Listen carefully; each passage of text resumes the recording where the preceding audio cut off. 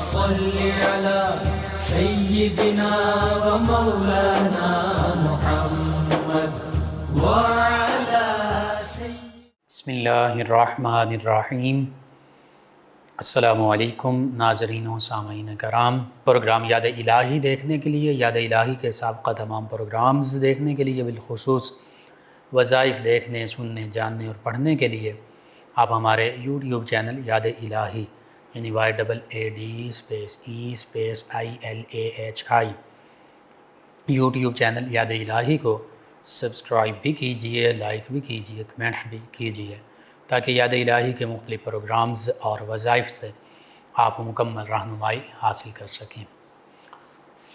جی ناظرین و سامعین، پروگرام یاد الہی میں روزانہ عظیم ہستیوں کے تذکارے پاک کیے جاتے ہیں اور اس کے ساتھ ساتھ کچھ ایسے موضوعات پر گفتگو ہوتی ہے جن سے آپ کو رہنمائی حاصل ہوتی ہے۔ آج سیدنا عمر فاروق اعظم رضی اللہ تعالی عنہ، آپ کے فضائل و مناقب کا ذکر ہوگا، آپ کی عظمت، رفعت اور شان۔ اس سے پہلے کتاب الشفا سے آج کا خاص وظیفہ اکثر ہمارے ویورز، لسنرز اس حوالے سے پوچھتے ہیں، شادی میں رکاوٹیں ختم کرنے کے وظائف۔ بعض کا شادی میں رشتے ہونے میں رکاوٹیں آتی ہیں، تو اس حوالے سے دو وظائف ہیں، یہ آپ پڑھیں تو انشاءاللہ اللہ تعالیٰ اپنے فضل و کرم سے یہ رکاوٹیں دور فرما دے گا۔ سب سے پہلا یہ ہے سورہ آل عمران آیت مبارکہ 1، 2 اور 3، یعنی سورہ آل عمران کی پہلی تینوں آیات بینات مسلسل 21 روز تک ایک وقت مقرر کر کے 313 مرتبہ روزانہ پڑھیں۔ جگہ کا ایک ہونا شرط نہیں، لیکن وقت ایک ہی ہو۔ جس دن پہلے دن جس وقت میں شروع کیا، آگے باقی جو دن ہیں 20، ان دنوں میں بھی وہ اسی وقت پر یہ وظیفہ پڑھنا ہے۔ ایک ہی وقت مقرر کر کے 21 دن تک روزانہ 313 مرتبہ سورہ آل عمران کی آیت مبارکہ 1، 2، 3، پہلی تینوں آیات بینات، اور ساتھ اول آخر 11 مرتبہ درود پاک پڑھنا ہے۔ انشاءاللہ رشتے میں رکاوٹیں ختم ہو جائیں گی۔ وظیفہ کیا ہے، آیات بینات اور ترجمہ بھی آپ سماعت فرما لیں۔ بسم اللہ الرحمن الرحیم۔ اللہ سبحانہ وتعالی فرماتا ہے الف لام میم، اللہ لا الہ الا هو الحی القیوم نزل علیک الکتاب بالحق مصدقا لما بین یدیہ وانزل التوراۃ والانجیل۔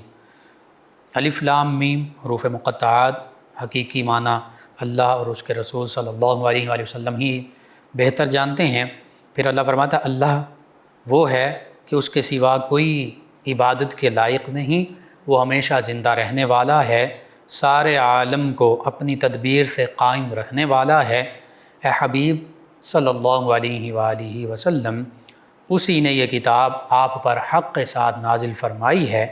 یہ ان سب کتابوں کی تصدیق کرنے والی ہے جو اس کتاب سے پہلے یعنی قرآن مجید فرقان حمید سے پہلے اتری ہیں، اور اسی نے تورات اور انجیل بھی نازل فرمائی ہے۔ دوسرا وظیفہ شادی میں رکاوٹ ختم کرنے کا وہ یہ ہے کہ سورۃ الفاتحہ اور سورۃ القدر، یہ 100 مرتبہ دونوں صورتیں، سورۃ الفاتحہ اور سورۃ القدر روزانہ پڑھنے سے شادی کی رکاوٹ ختم ہو جائے گی۔ اول آخر 11 مرتبہ درود پاک بھی پڑھیں، انشاءاللہ اللہ سبحانہ وتعالی بہتری فرما دے گا۔ یہ وظائف ہیں، آپ کو ضرورت ہے، ضرور آپ اپنے معمول کا حصہ بنائیے اور اعداد و وظائف میں شامل کیجئے، اس پر عمل کیجئے۔ اپنے اعزاء، اقرباء، رشتہ دار، دوست، احباب، پڑوسی، محلہ دار، امت مسلمہ تک پہنچائیے۔ میرے آپ کے ہمارے بتانے سے ہمارے کسی بھی مسلمان بہن بھائی، کسی مسلمان فرد کا فائدہ ہوتا ہے، انشاءاللہ یہ ہمارے لیے دین و دنیا آخرت میں بھلائی، فائدہ، نجات اور شفا کا باعث ہوگا۔ اللہ سبحانہ وتعالی ہمیں آسانیاں عطا فرمائے،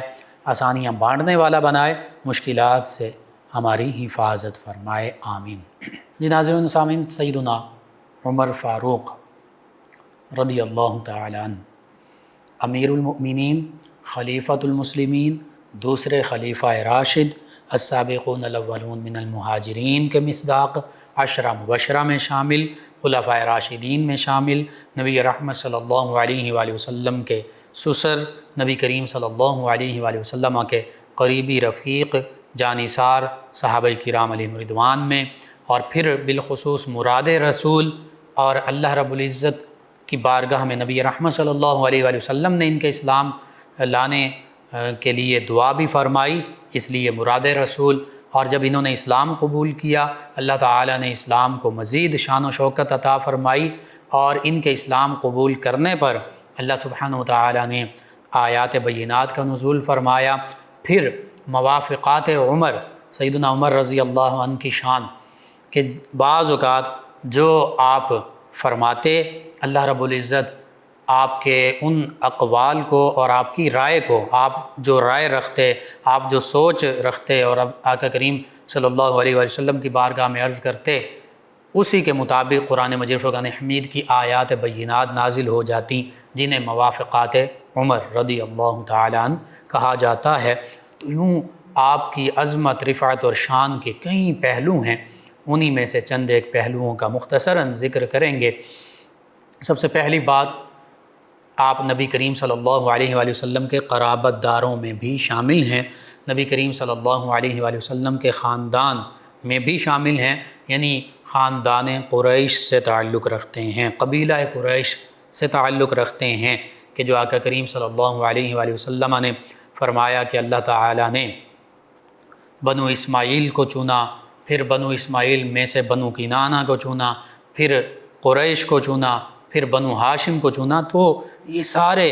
جن کا نبی کریم صلی اللہ علیہ وآلہ وسلم جن خانوادوں کا، جن قبائل کا ذکر کر رہے ہیں، یہ سبھی نبی کریم صلی اللہ علیہ وآلہ وسلم کے آباء و اجداد میں بھی شامل ہیں، قرابت داروں میں بھی شامل ہیں، خاندان میں بھی شامل ہیں، اور آقا کریم صلی اللہ علیہ وآلہ وسلم بھی قریشی ہیں، سیدنا عمر فاروق اعظم رضی اللہ عنہ بھی قریشی ہیں۔ تو یوں خانوادہ بھی ایک ہے، خاندان بھی ایک ہے، قرابت داروں میں بھی شامل ہیں، قریبی رشتہ داروں میں بھی شامل ہیں، اور پھر نویں پشت میں جا کر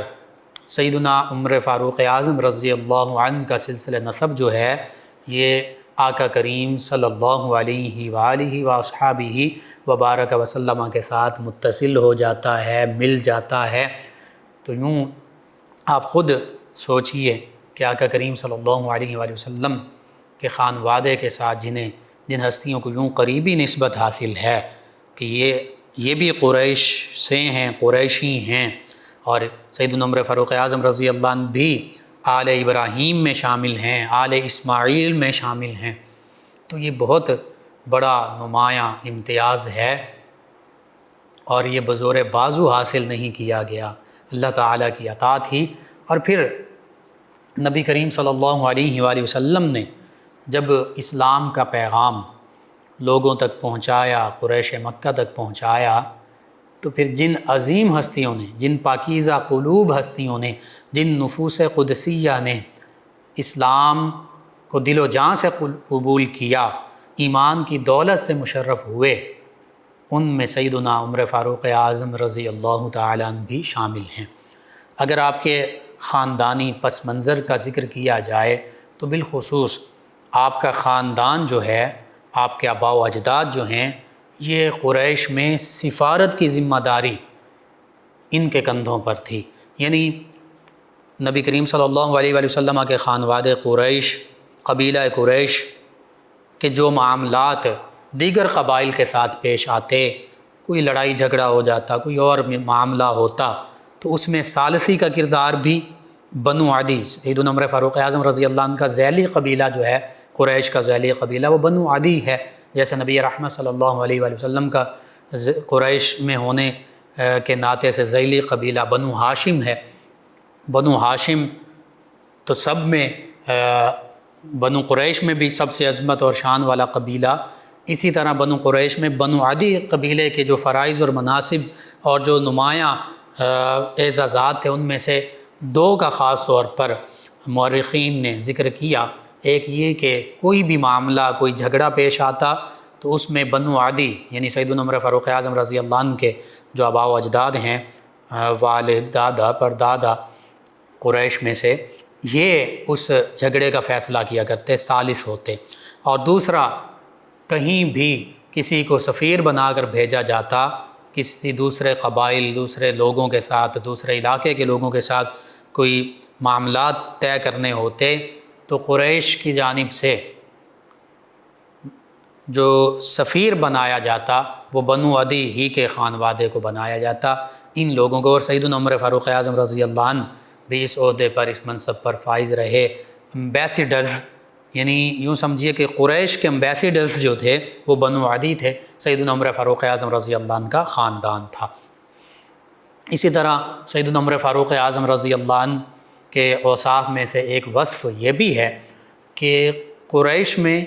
مکہ میں، عرب میں جو چند ایک لوگ پڑھے لکھے تھے، پڑھنا لکھنا جانتے تھے، ان میں سیدنا عمر فاروق اعظم رضی اللہ تعالیٰ عنہ بھی شامل تھے۔ اسی طرح جرت، شجاعت، بہادری میں بھی آپ کا نمایاں مقام تھا۔ اور پھر جو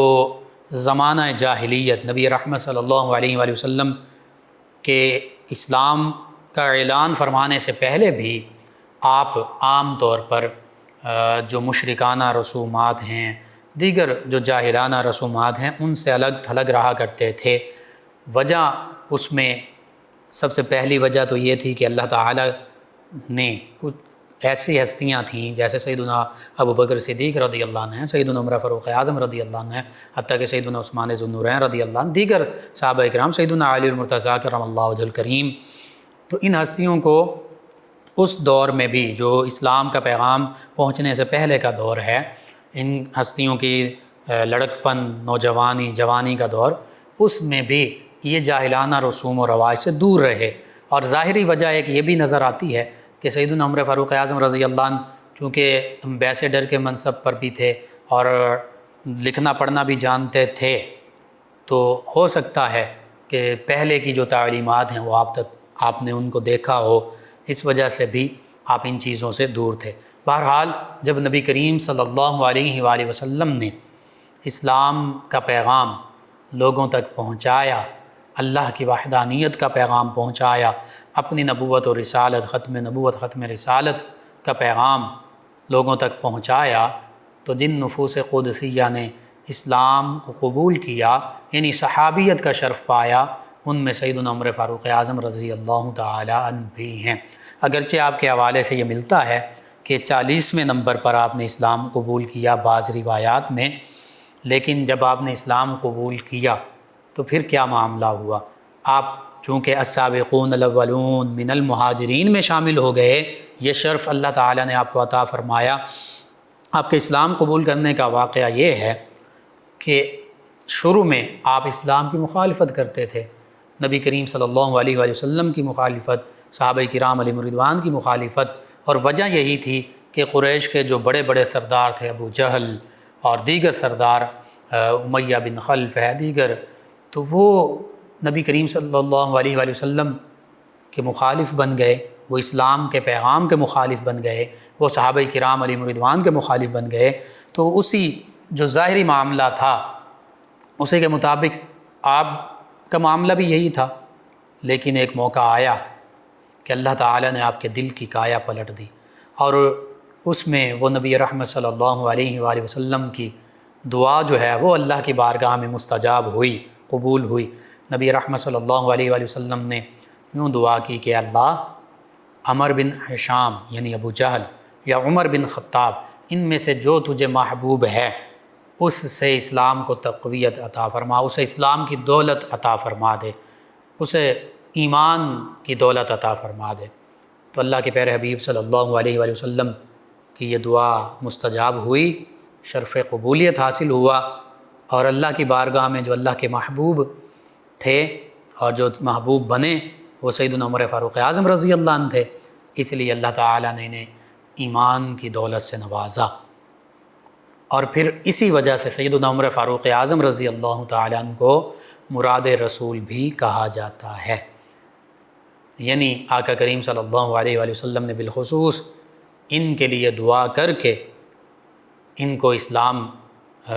میں شامل ہونے کی ان کے لیے دعا کی، اور صحابیت کا شرف اللہ تعالیٰ نے پھر ان کو عطا فرمایا۔ اب ان کے اسلام قبول کرنے کا واقعہ وہ یوں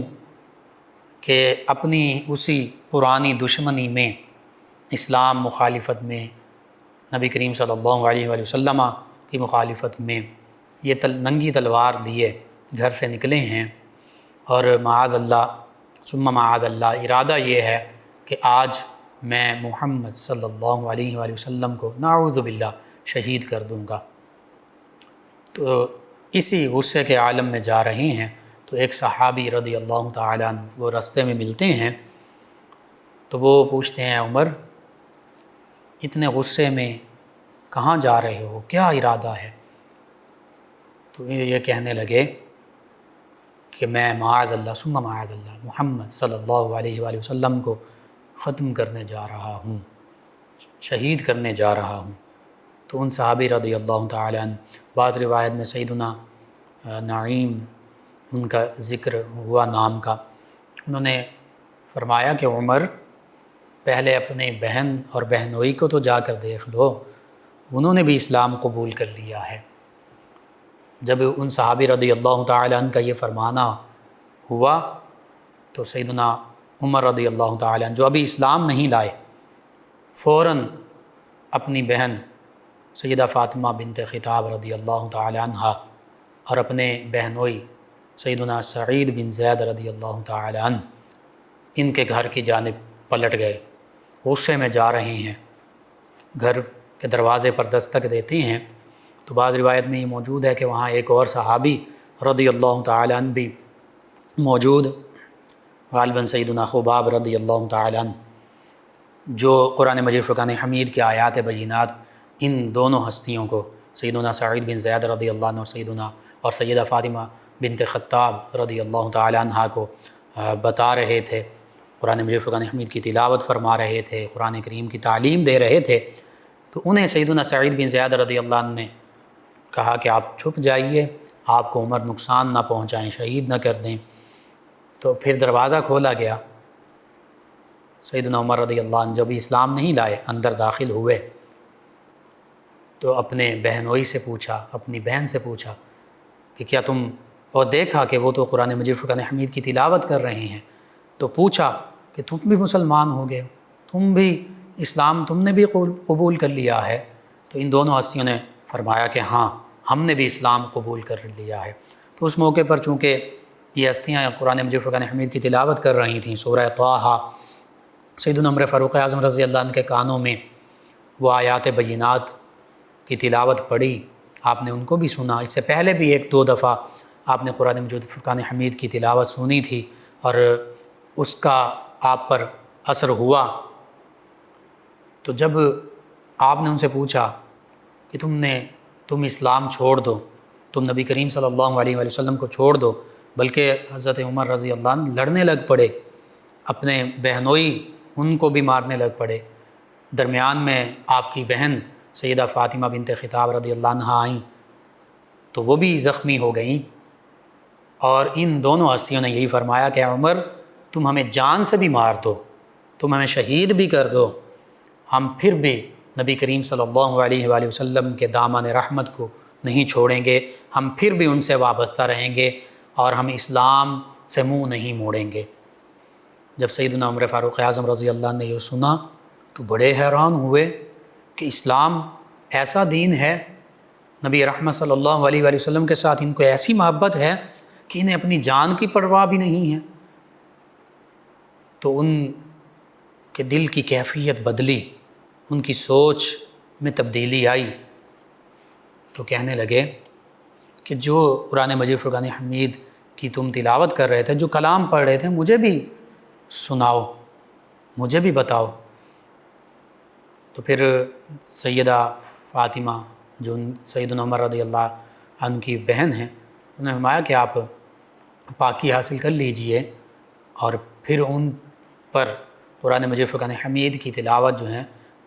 قرآن مجید فرقان حمید کی آیات وہ تلاوت کی گئیں۔ سیدنا عمر فاروق اعظم رضی اللہ عنہ نے سورہ طٰہٰ کی آیات بینات سماعت کیں تو اب دل کی کیفیت بدل چکی ہے، دل کی دنیا بدل چکی ہے، اب نبی کریم صلی اللہ علیہ وآلہ وسلم کی بارگاہ میں حاضر ہونا چاہتے ہیں، اسلام کی دولت پانے کے لیے، نبی کریم صلی اللہ علیہ وآلہ وسلم کے دست مبارکہ پر بیعت ہونے کے لیے۔ تو یہاں سے پھر دار ارقم کی جانب چل پڑتے ہیں، چونکہ نبی کریم صلی اللہ علیہ وآلہ وسلم ابھی دار ارقم میں خاموشی کے ساتھ اسلام کا پیغام لوگوں تک پہنچا رہے ہیں۔ سیدنا عمر فاروق اعظم رضی اللہ عنہ دل میں اسلام آ چکا ہے، دار ارقم کی جانب جاتے ہیں۔ دار ارقم جو سیدنا ارقم بن ارقم رضی اللہ تعالیٰ عنہ کا گھر ہے، جہاں کا کریم صلی اللہ علیہ وآلہ وسلم اور صحابہ کرام علیہم رضوان موجود ہیں، جنہوں نے اسلام قبول کر لیا ہے۔ جو نئے اسلام قبول کرنے کے لیے آتے ہیں وہ بھی وہیں حاضر ہوتے ہیں، نبی کریم صلی اللہ علیہ وآلہ وسلم کے دست مبارکہ پر بیعت ہوتے ہیں، اسلام کی بیعت کرتے ہیں۔ تو سیدنا عمر فاروق اعظم رضی اللہ عنہ چل پڑتے ہیں، تلوار ابھی بھی اسی طرح پاس ہے،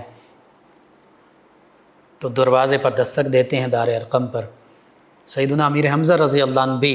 سیدنا عمر فاروق اعظم رضی اللہ عنہ کے اسلام لانے سے چند دن پہلے یہ بھی اسلام لا چکے ہیں۔ تو سیدنا امیر حمزہ رضی اللہ عنہ نبی کریم صلی اللہ علیہ وآلہ وسلم کے پیارے چچا جان، آپ کے بھی اسلام لانے کا واقعہ بڑا عجیب کہ وہ ابو جہل نے جو نبی کریم صلی اللہ علیہ وآلہ وسلم کو برا بھلا کہا،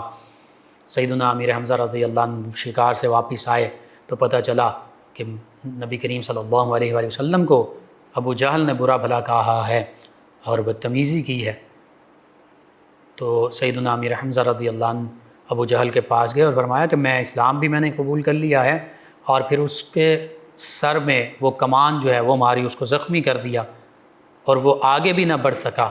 کہ سیدنا امیر حمزہ رضی اللہ عنہ اتنے شجاعت کے پیکر تھے۔ بہرحال ان کے ایمان لانے سے بھی اسلام کو، صحابہ کرام کو تقویت ملی۔ جب سیدنا عمر فاروق اعظم رضی اللہ عنہ اب دستک دے رہے ہیں تو یہ سیدنا امیر حمزہ رضی اللہ عنہ نے دیکھا کہ باہر عمر موجود ہیں، اور نبی کریم صلی اللہ علیہ وآلہ وسلم کی بارگاہ میں بھی عرض کیا گیا تو نبی کریم صلی اللہ علیہ وآلہ وسلم نے اندر آنے کی اجازت عطا فرمائی۔ اس موقع پر سیدنا امیر حمزہ رضی اللہ تعالیٰ عنہ نے فرمایا اور آقا کریم صلی اللہ علیہ وآلہ وسلم کی بارگاہ میں عرض کیا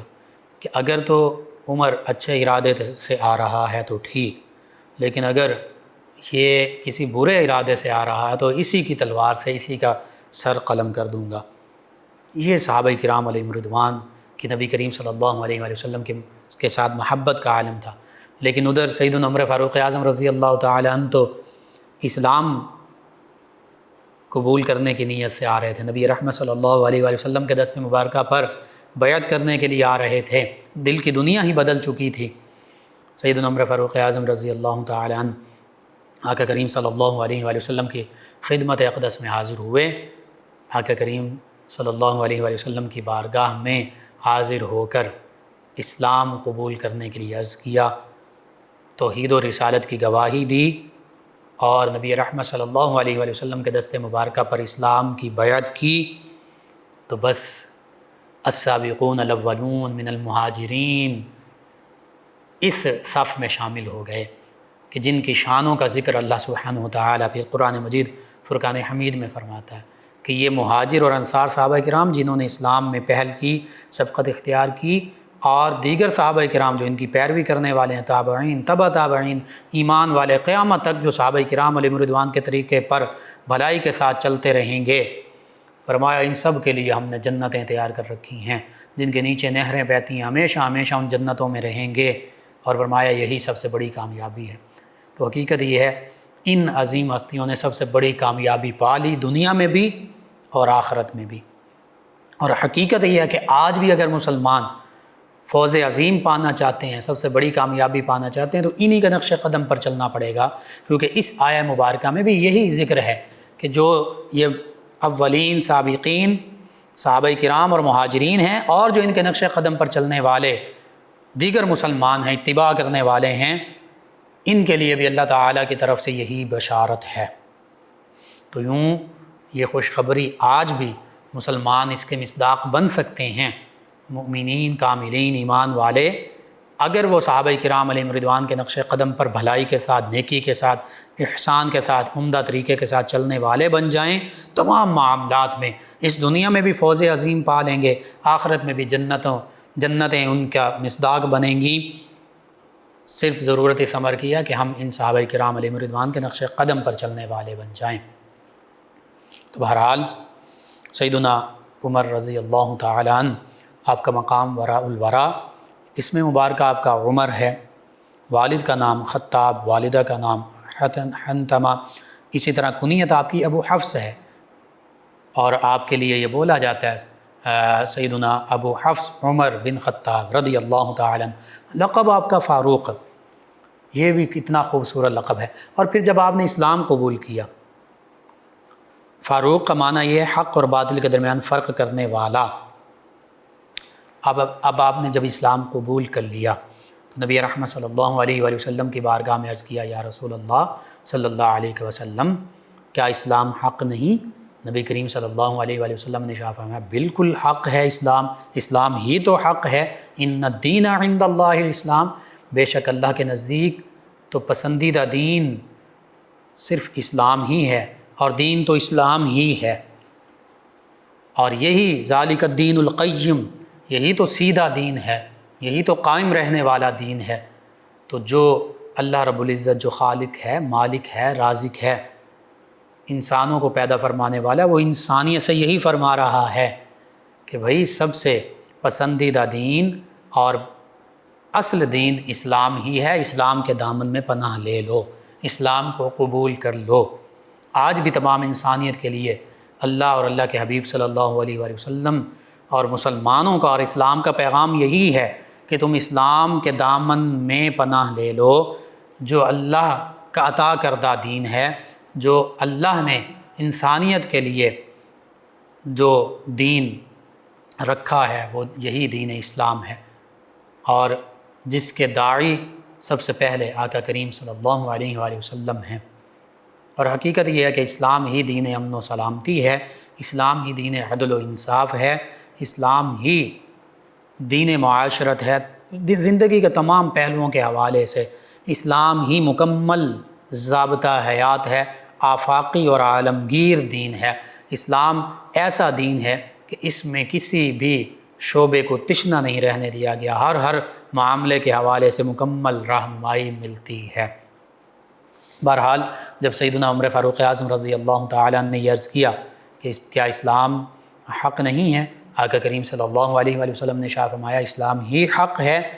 تو عرض کیا، یا رسول اللہ صلی اللہ علیہ وسلم، فدا کا امی و ابی، میرے ماں باپ آپ پر قربان، پھر ہمیں اجازت دیجئے کہ ہم اعلانیہ اللہ تعالیٰ کی عبادت کریں، ہم کعبۃ اللہ میں حاضر ہو کر اللہ کی بارگاہ میں سجدہ ریز ہوں، اللہ کی عبادت کریں، اللہ کو یاد کریں۔ تو نبی رحمت صلی اللہ علیہ وآلہ وسلم نے پھر عام اعلانیہ اسلام کا پیغام پہنچانے کی بھی اجازت دے دی، اور اعلانیہ اللہ کی عبادت کرنے کی بھی، اللہ کی بارگاہ میں حاضر ہونے کی، کعبۃ اللہ میں لوگوں کو اسلام کا پیغام دینے کی بھی اجازت دے دی، عبادت کرنے کی بھی صحابہ کرام علیہم رضوان کو اجازت دے دی۔ یوں سیدنا عمر فاروق اعظم رضی اللہ تعالی عنہ کہ اسلام قبول کرنا، صحابہ کرام علیہم رضوان خود فرمایا کرتے تھے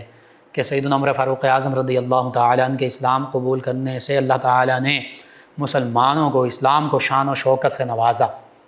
اور پھر سورہ انفال میں اللہ سبحانہ وتعالی نے سیدنا عمر فاروق اعظم رضی اللہ عنہ کی شان کا یوں ذکر فرمایا کہ یا ایھا النبی، اے نبی صلی اللہ علیہ وآلہ وسلم، اے غیب کی خبریں دینے والے نبی، نبی کا معنی یہی ہے غیب کی خبریں دینے والے، حسبک اللہ، آپ کے لیے اللہ بھی کافی ہے، ومن اتبعک من المؤمنین،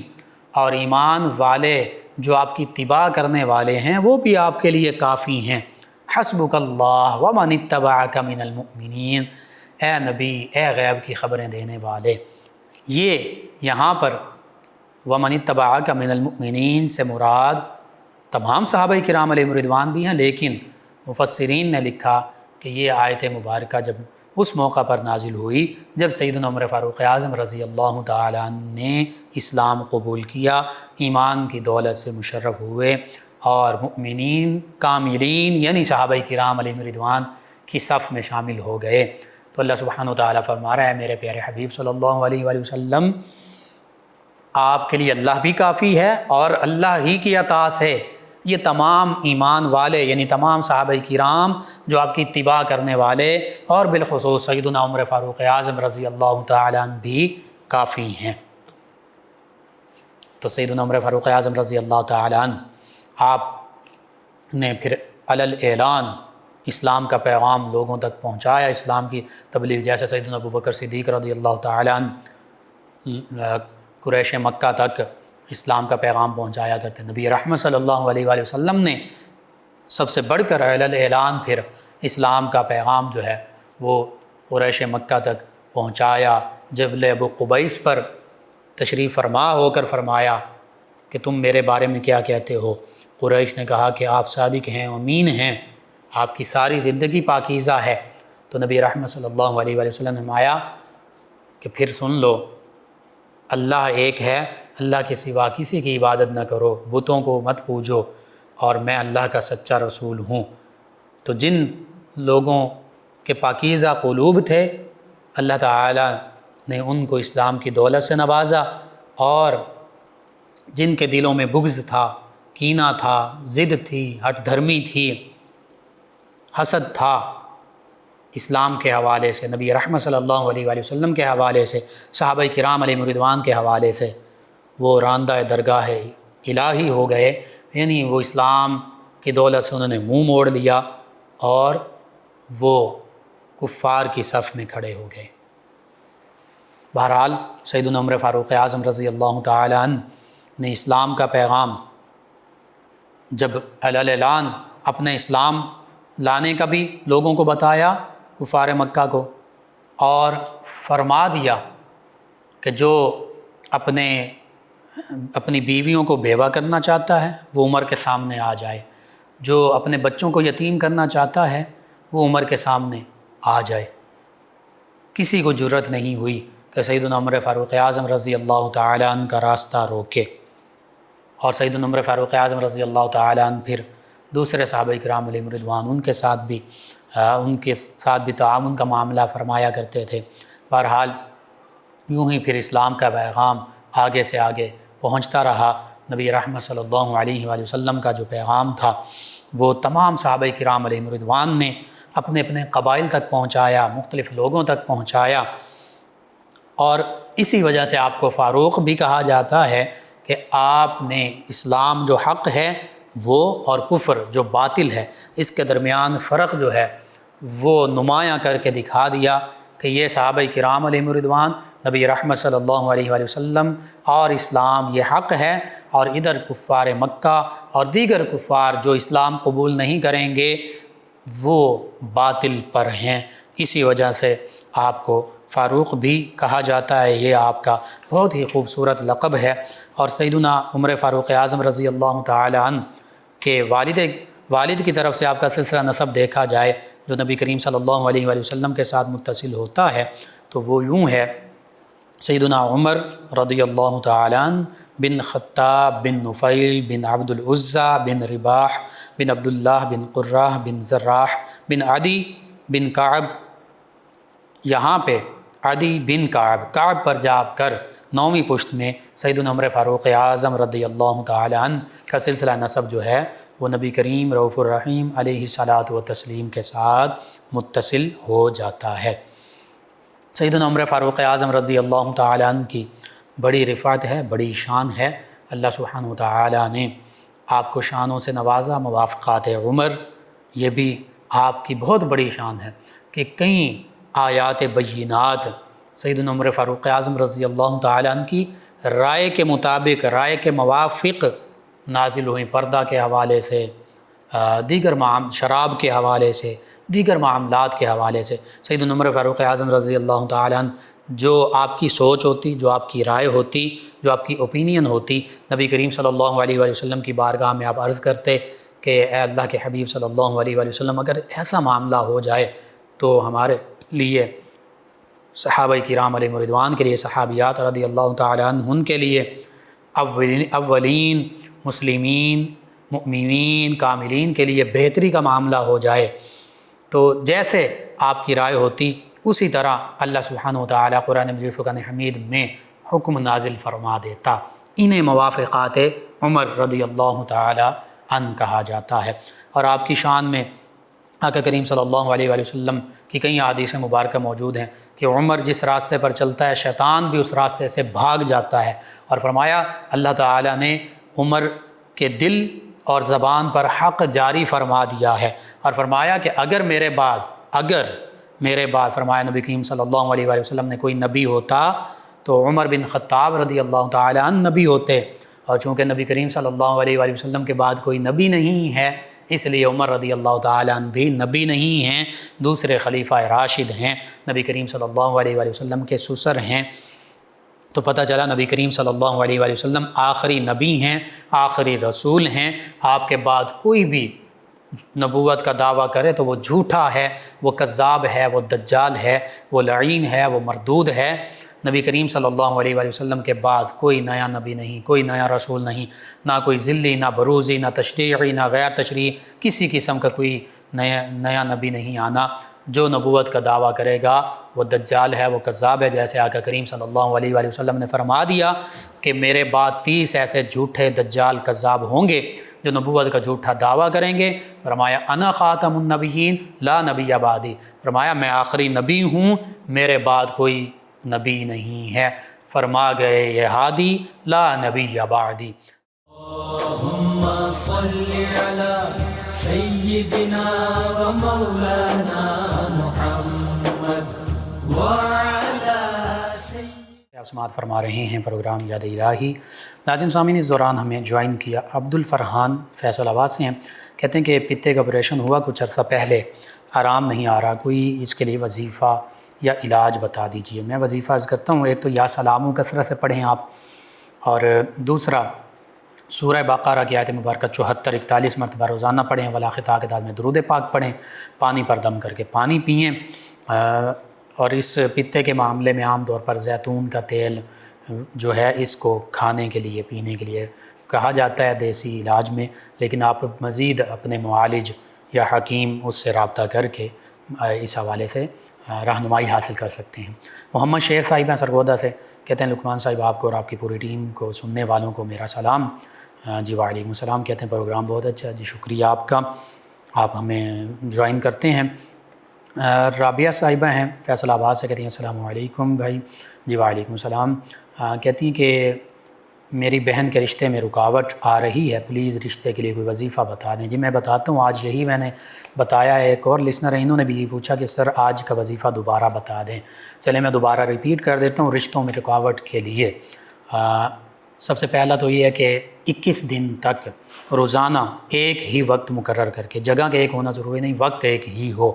جو وقت آسانی سے آپ کو مل سکے، جس میں مکمل کوئی مصروفیت نہ ہو۔ 21 دن تک روزانہ سورہ آل عمران کی جو پہلی 3 آیات بینات ہیں ان کو 313 مرتبہ روزانہ پڑھنا ہے، اول آخر 11 مرتبہ درود پاک پڑھنا ہے۔ اور دوسرا وظیفہ یہ سورہ فاتحہ اور سورۃ القدر، ان کو روزانہ 100 مرتبہ پڑھنا ہے، ان میں بھی اول آخر درود پاک 11 مرتبہ پڑھیں۔ یہ 2 وظیفے ہیں، اس کے ساتھ ساتھ یا مسبب الاسباب بھی آپ کثرت سے پڑھتے رہیں، انشاءاللہ اللہ تعالیٰ بہتر اسباب پیدا فرما دے گا۔ آپ تمام ویورز کا، لسنرز کا شکریہ، آپ ہمیں جوائن کرتے ہیں، پروگرام یاد الہی میں شامل ہوتے ہیں، اپنے فیڈ بیک سے ہمیں آگاہ کرتے ہیں۔ ناظرین و سامعین، پروگرام یاد الہی کا وقت ختم ہو جاتا ہے، انشاءاللہ کل صبح دوبارہ آپ سے ملاقات ہوگی۔ پروگرام یاد الہی میں اپنے میزبان محمد لقمان رضا اور ہماری ٹیم کو اجازت دیجیے۔ اللہ نگہبان۔ اللہم صلی علی سیدنا و مولانا محمد